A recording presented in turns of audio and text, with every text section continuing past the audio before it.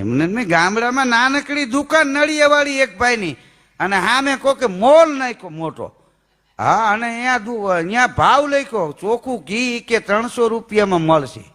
નાની દુકાનવાળાને ખબર પડી, બહાર કારું બોર્ડ હતું, એને ચાકથી લખી નાખ્યું કે ચોખ્ખું ઘી 250 રૂપિયામાં મળશે.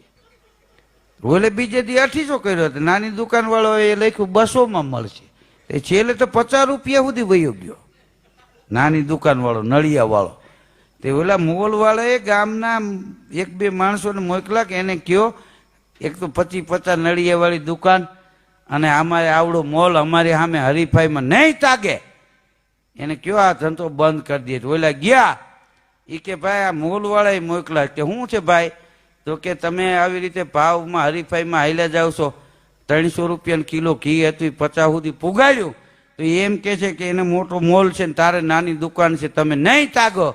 તો કે એને ખબર ન હોય અમારી હાથ પેટી સુધી નમતું ન દે, અમે એ 50નું કરશે તો અમે મફત દેવું, અને મફત કરશે ને તો અમે 50 હામાં આપશું, 1 કિલો ઘીને 50 લેતા જાઓ. એને કહે અમે નમતી દેવા વાળા નથી. ઓલો મોલ વાળા પાસે ગયો કે એ તો ભાઈ આમ કે છે. તો કે પણ એટલી ટક્કર લેવો તો કે તો તમારે જાણવું જ જવું પડે. ઓલો કે ભાઈ એને જાણવું છે, એ અહીં આવે, એ કે એમને જાણવા નહીં જડે, એને એ જાણવું હોય ને તો એના 1.5 લાખ થાય. અમને કેવી રીતે ટક્કર લઈ રહ્યા છે એમ.